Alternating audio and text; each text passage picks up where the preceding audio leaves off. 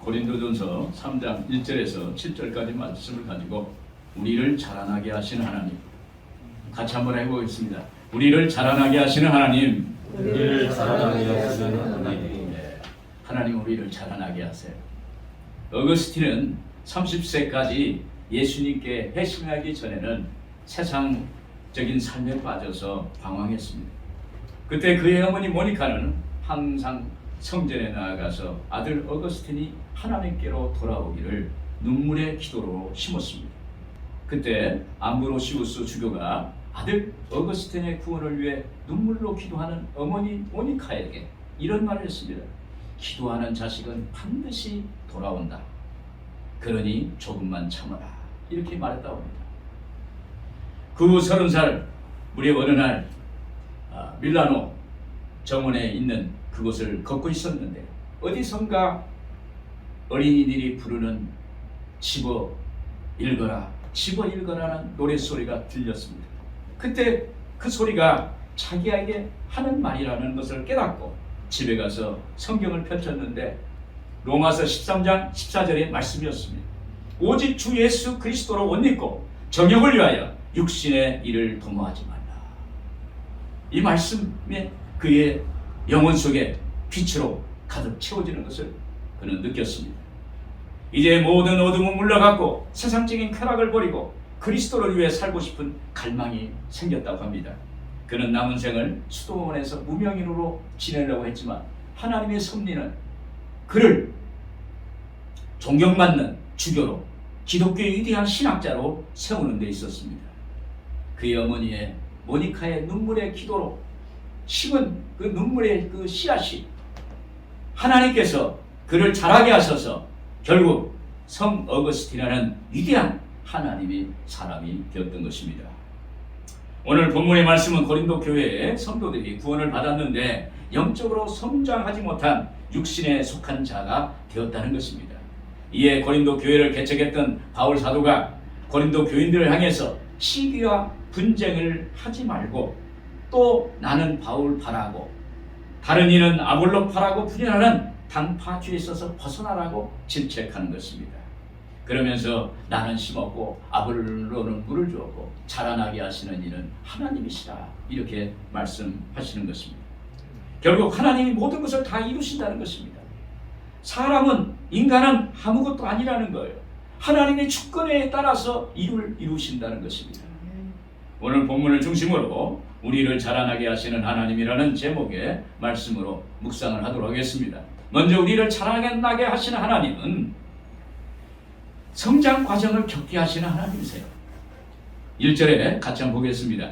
형제들아 내가 신령한 자들을 대함과 같이 너희에게 말할 수 없어서 육신에 속한 자 곧 그리스도 안에서 어린이들을 대함과 같이 하노라. 이 고린도 교회는 바울 사도가 1년 6개월 동안 고린도 지방에 머물면서 그들을 전도해서 교회를 세웠습니다. 그런데 이 고린도 교회가 육신에 거하는 교인들이 많아서 이 교회 내에 심각한 여러 가지 문제가 생긴 것입니다. 그때 바울 사도가 에베소 지방에 거하면서 고린도 교회에 쓴 그 편지가 고린도서예요.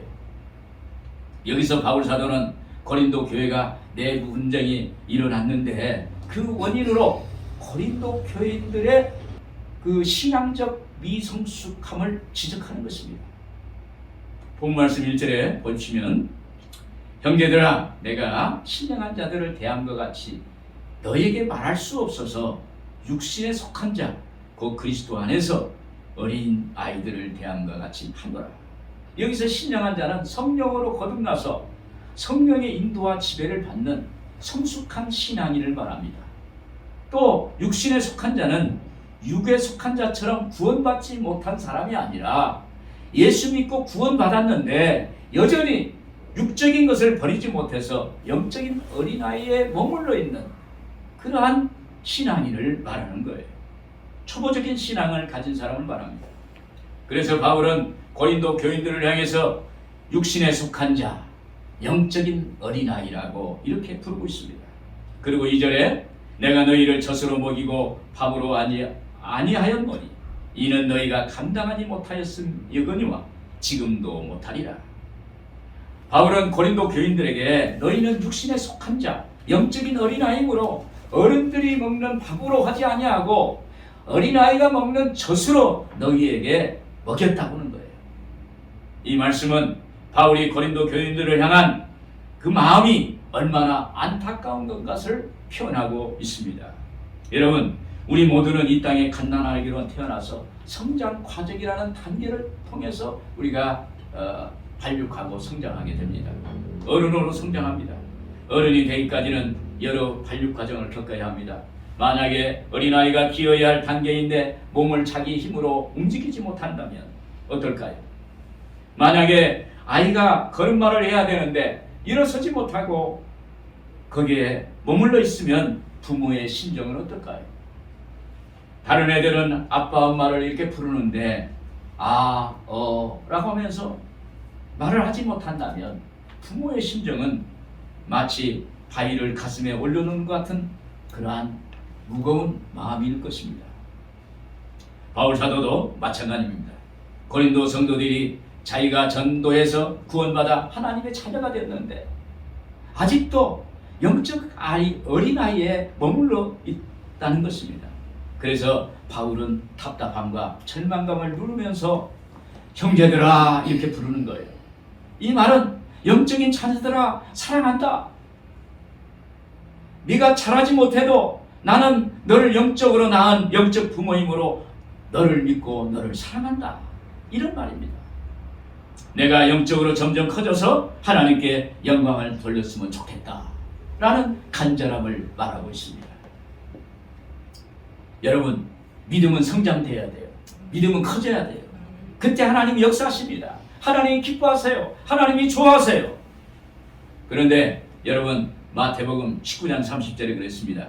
먼저 된 자로서 나중되고 나중된 자로서 먼저 될 자가 있느니라. 할렐루야. 여러분, 바울은 그래도 그들 안에 희망을 본 거예요. 그들이 분명히 영적으로 잘할 것이라는 그런 마음의 기대감을 갖고 있는 것입니다.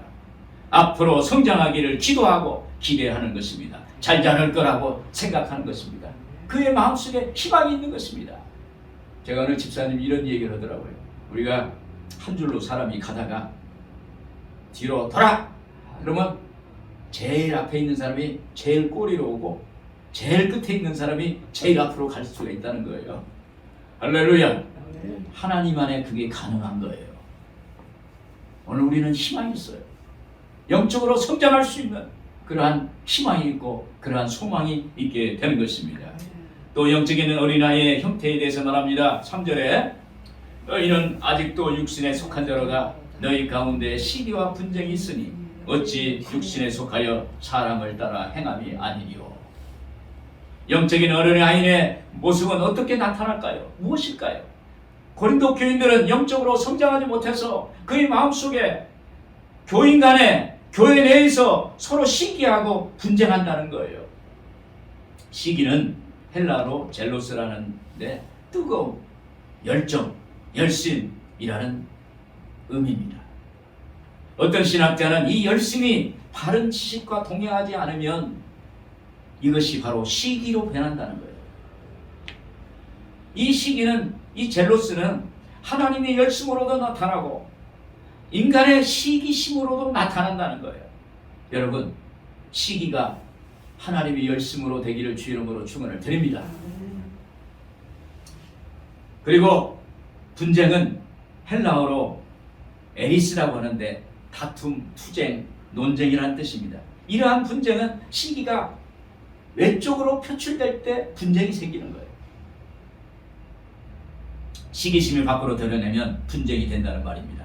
그러므로 우리가 시기하고 분쟁하는 것은 육에 속한 사람, 구원받지 못한 사람이 하는 것입니다. 그런데 거기에 바울이나 아볼로를 인간적으로 따라가는 사람들 외에 오직 예수님만 바라보는 성도들이 있었습니다.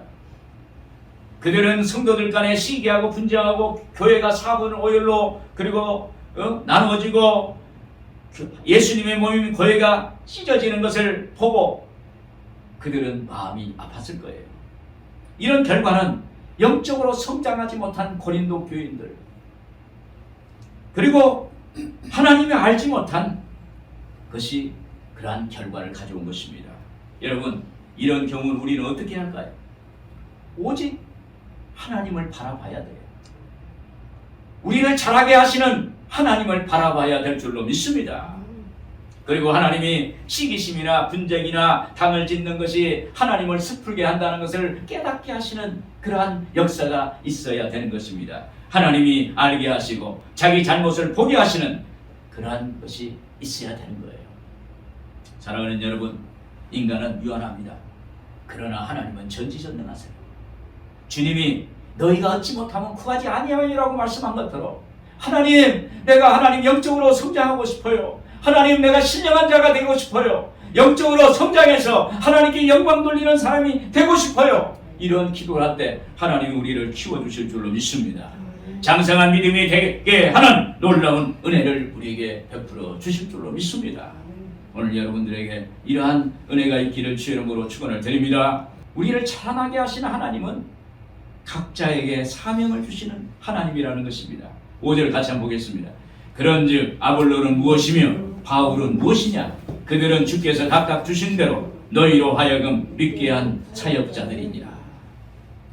영적인 어린아이가 성장하면 성숙한 사람이 됩니다. 바울도 아볼로도 영적으로 성장하니까 하나님이 그에게 사명을 주셨습니다. 여기서 아볼로나 바울은 너희로 하여금 예수님을 믿게 한 사역자들이라고 말합니다. 여기 사역자들이라는 말은 하나님께서 고린도 교인들을 전도하게 한 이 하나님의 일꾼이라는 거예요. 그래서 사역자는 헬라어로 디아코노스라고 합니다. 번역하면 어떤 일을 하면서 일으키는 먼지라는 거예요. 사역자는 하나님 앞에 먼지에 불과한 존재다, 이런 말씀입니다. 그리고 바울은 자신을 그리스도의 종이라 그랬어요. 사역자는 복음서에 섬기는 자, 하인, 종으로 사용됐어요.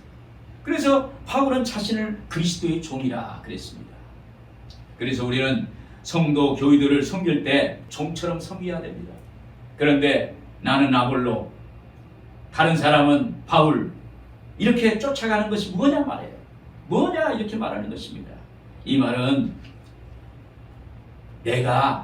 너희가 주인이 되었다는 거예요. 주인인 예수님이 앉아야 할 자리에 종인 우리가 그 자리에 앉았다는 것입니다. 여러분, 우리는 내 인생이 내 것이라고 생각하며 삽니다. 그러나 우리가 인생의 종말을 맞으면 내 인생이 내 것이 아니었다는 것을 그때 깨닫게 되는 것입니다. 여러분, 여기서 사역은 하나님이 주시는 사명을 말하는 것입니다. 바울은 하나님의 사명을 받았기 때문에 사명에 대해서 잘 알아요. 그는 다메섹으로 가서 예수님을 믿는 교회와 성도들을 박해하려고 가는 도중에 길 가운데서 부활의 주님을 만났습니다. 거기서 거꾸림을 받고 눈이 보이지 않게 되어 사람의 손에 이끌려 시내로 들어가 식음을 전폐하고 기도하고 있었습니다. 그때 주님이 아나니에게 나타나셔서 사울이라는 청년이 유다의 집에서 기도하는 중이니 찾아가서 안수해 주라고 합니다. 그때 아나니아가 말합니다. 주님, 이 사울이라는 청년은 예수 믿는 사람을 핍박하고 교회를 박해한 사람입니다. 그런데 어떻게 제가 가서 기도해 줄 수 있겠습니까? 이렇게 하니까 그때 주님이 이렇게 말하는 거예요. 사도행전 9장 15절 표준성경에 보면 주께서 그에게 말씀하셨다. 가거라. 그는 내 이름을 이방 사람들과 왕들과 이스라엘 자손 앞에 가지고 갈 내가 택한 내 그릇이다. 할렐루야. 그 아나니아가 주님의 명을 받아서 바울에게 이렇게 전합니다. 너는 이방의 내 사도로 부름을 받았다. 거기에 사울이 자기가 이방인의 사도가 되었다는 것을 알게 되는 것입니다. 사명을 받았다는 것을 알게 되는 것입니다.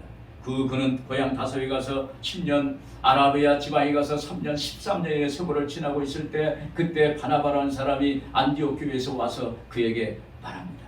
안디옥 교회에 가서 같이 사역을 하자. 그래서 사역을 이방인의 선교를 하는 사역자가 될 수가 있었습니다. 그래서 바울은 이렇게 말하는 거예요. 아볼로는 무엇이냐? 바울은 뭐냐? 이렇게 말하는 거예요. 우리는 하나님 앞에 먼지에 불과한 종일 따름입니다. 그런데 중요한 것은 우리가 사도로 부르심을 받든 성도로 부르심을 받든 하나님의 일방적인 선택이라는 것입니다. 우리가 어떤 자격이 있어서 부름을 받은 것도 아니고 하나님께서 일방적으로 주권적으로 하나님의 백성으로 하나님의 자녀로 하나님의 종으로 사역을 자로서 부르신다는 거예요. 여러분, 이것이 은혜입니다. 할렐루야.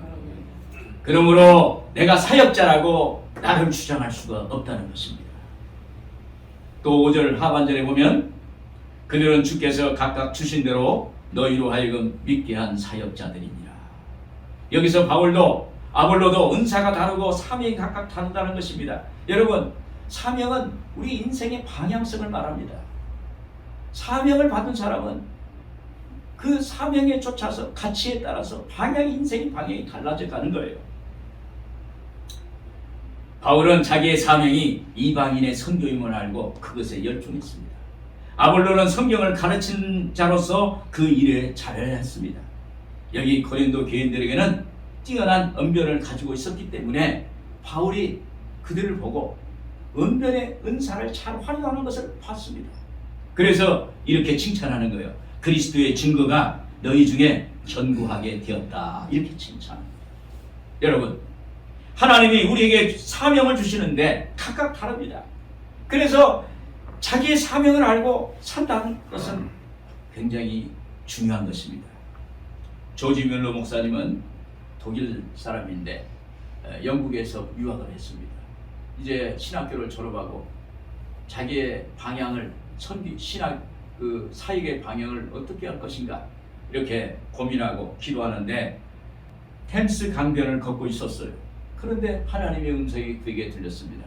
시편 68편 5절에 그의 거룩한 처소에 계신 하나님은 고아의 아버지시며 과부의 재판장이시라. 거기서 그는 사명을 얻고 평생 고아의 아버지로서 하나님께 헌신을 하게 되는 것입니다. 그래서 훌륭한 사람이 됐어요. 한국에 교회 건축을 318개나 한 그 미국의 백화점을 경영하는 장로님이 한 분이 계십니다. 그분은 사업하시는 은사를 하나님께 받았어요. 그래서 사업을 너무 잘하시는 거예요. 그래서 자기가 사업은 그 하나님께 큰 축복을 받아가지고 한국에 318개의 교회를 이렇게 세워줬어요.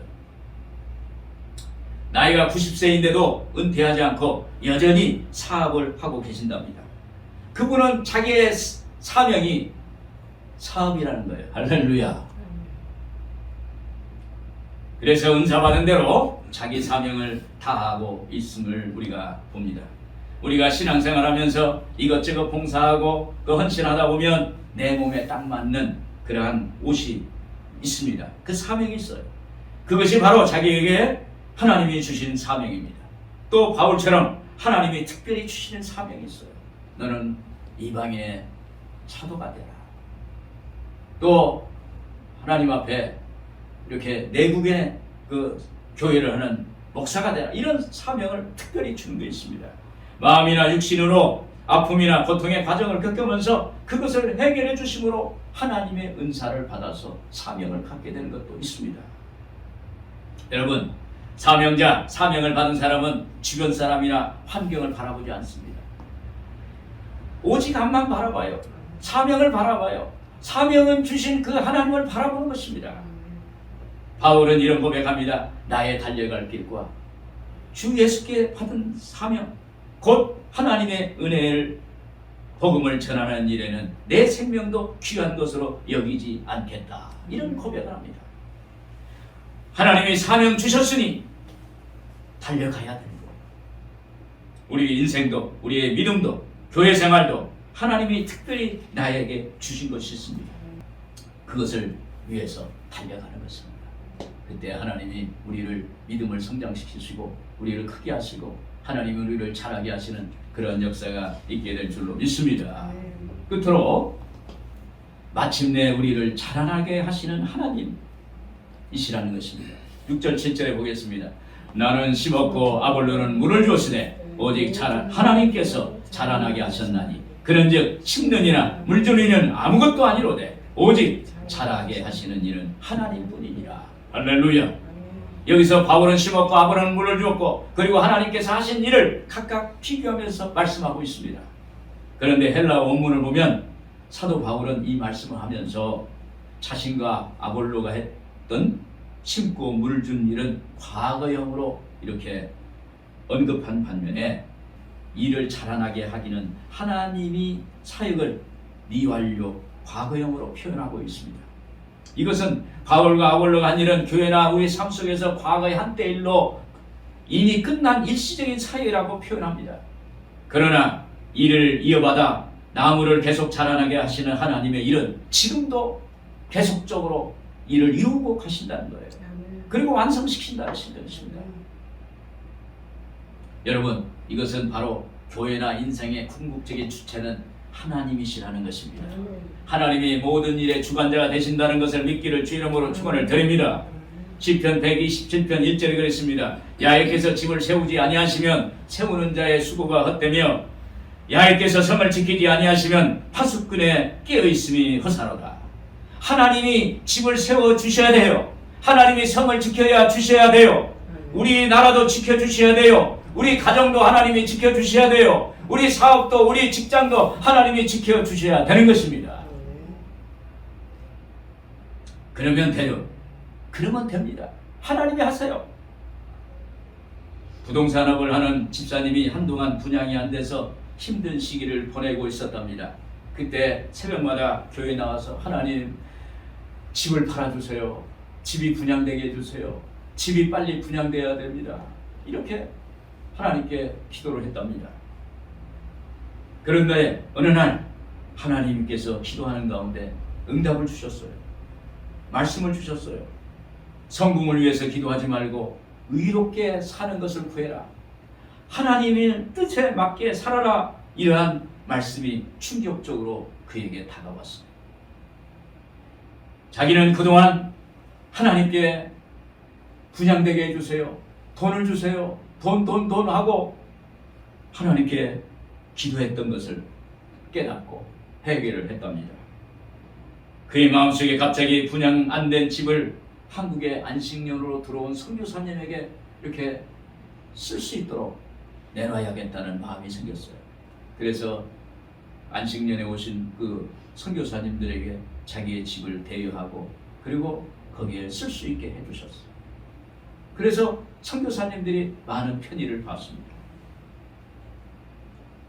어려서부터 선교에 대한 부담은 있었지만 자신의 일이 선교와 상관없는 일이라고 생각하고 살아왔는데 자기도 선교에 동참할 수 있었다는 그 생각이 하나님께 마음속에 기쁨으로 다가왔고 그리고 마음속에 하나님의 은혜가 그에게 임했던 것입니다. 여러분, 이렇게 하나님께 응답된 대로 하나님께 영광을 위해서 살고 하나님께 의롭게 사는 것을 구하니까 하나님이 그에게 하나님의 축복을 주신 것입니다. 오늘 여러분, 하나님께 이렇게 마음에 맞게 하나님 말씀대로 순종할 때 하나님은 역사하시는 것입니다. 하나님의 주권을 인정하고 사는 길은 하나님 말씀에 순종하는 것입니다. 그리고 그분의 뜻에 맞추는 것입니다. 그러면 하나님이 일을 하셔요. 내가 하는 일보다 하나님이 하시면 더 큰 역사를 행해 주실 줄로 믿습니다. 그리고 하나님이 우리를 자라나게 하시고 열매 맺게 하시는 분인데 우리에게 하나님의 소원을 부어주십니다. 빌립보서 2장 13절에 그랬습니다. 너희 안에서 행하시는 이는 하나님이시니 자기의 기쁘신 뜻을 위하여 너희에게 소원을 두고 행하시라니. 모세는 자기 동족 이스라엘 백성이 애굽에 종살이하는 것을 도저히 참을 수 없었습니다. 그래서 이스라엘을 출애굽시켜서 가나안 땅으로 인도하는 지도자가 되었어요. 다윗은 소년 목동이라도 골리앗이 하나님을 모욕하는 것을 도저히 참을 수 없었습니다. 그래서 골리앗을 문멸도로 쳐서 이기고 그는 이스라엘 왕이 될 수가 있었습니다. 느헤미야는 예루살렘 성벽이 허물어지고 성문이 불탔다는 소식에 주저앉아 울었습니다. 그 슬픔을 딛고 그는 예루살렘 성벽을 재건하는 지도자가 됐어요. 사도 바울은 이방인들이 예수님의 복음을 알지 못하고 죽어가는 것을 보고만 있을 수 없었습니다. 그래서 결국 그는 이방인의 사도가 되었습니다. 이것은 하나님이 이들에게 하나님이 마음을 주시고 결국 하나님이 그들의 인생을 크게 사용하신 것입니다. 하나님이 잘하게 하신 거예요. 하나님이 하신 것입니다. 여러분, 예수님께서 궁극적으로 하시는 말씀은 우리의 인생에 있어서 수고와 땀이 있어도 거기에 하나님이 지속적으로 공급하시는 은혜가 없다면 아무 소용이 없다는 거예요. 자라나고 성장할 수가 없다는 것입니다. 그러나 주님이 우리에게 힘과 은혜를 공급해 주시면 우리에게 하나님이 주시는 그 힘으로 자라나갈 수 있고 크게 될 수 있고 열매 맺을 수 있게 되는 것입니다. 요한복음 15장 4절 5절 표준성경 보겠습니다. 언제나 내 안에 머물러 있으라. 그러면 나도 너희 안에 머물러 있겠다. 나는 포도나무요 너희는 가지다. 사람이 내 안에 머물러 있고 내가 그 사람 안에 머물러 있으면 그는 많은 열매를 맺는다. 너희는 나를 떠나서는 아무것도 할 수 없다.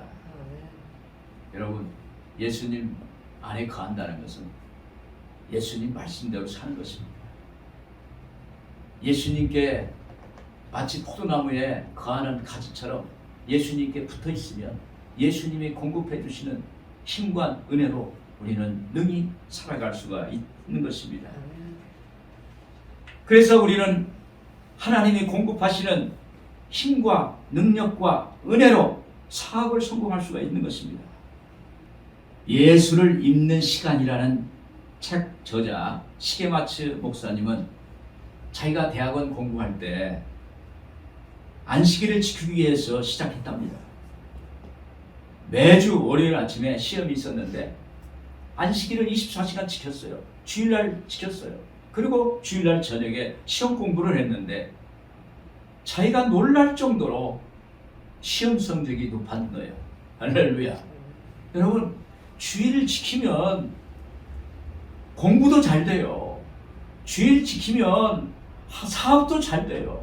주일 지키면 우리의 모든 일이 더 효과적으로 더 많은 성과를 이루는 놀라운 역사가 있게 되는 것입니다. 여러분, 말씀대로 살면 하나님의 능력을 공급해 주시는 것입니다. 여러분들이 잘 아는 영화 패션 오브 크라이스트라는 영화가 있어요. 이 패션 오브 크라이스트는 제작한 사람이 멜 깁슨이라는 사람이에요. 이분은 할리우드 최고 스타였어요.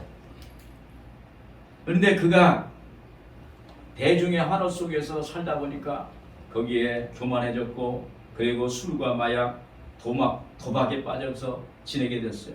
그렇게 무의미하게 살던 어느 날 고층 빌딩에 올라가서 창밖으로 뛰어내리려는 자살하고자 하는 그런 마음이 있었어요. 그 순간에 거기서 예수님을 만나게 됐다는 거예요. 그래서 그는 그런 영적인 체험을 통해서 예수님을 만났기 때문에 예수님의 그 순환에 대해서 정말 영화를 만들어서 예수님이 십자가의 그 능력을 전하고 싶어서 영화를 제작을 했답니다. 영화를 제작하는데 3천만 불을 투입했어요. 자기 전 재산을 통틀어서 3천만 불을 거기다가 12년 동안 영화를 만들었어요. 근데 영화를 만드는 그때 그 멜 깁슨은 오전에 꼭 예배를 드렸답니다. 내가 이 영화를 만드는데 하나님께 있어야겠다. 하나님께 붙어 있어야겠다.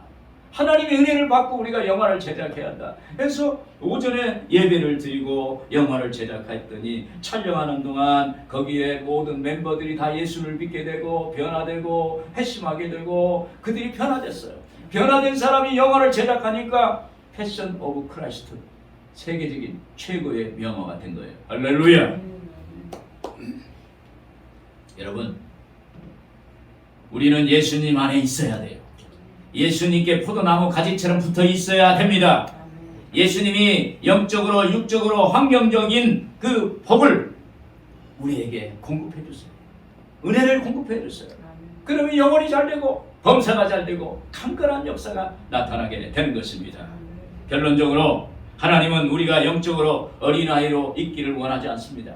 성장해서 장성한 믿음의 분량까지 자라기를 원하세요. 그래서 성장한 믿음, 신령한 믿음으로 생활을 하고 승리하고 잘 되기를 하나님은 원하시는 것입니다.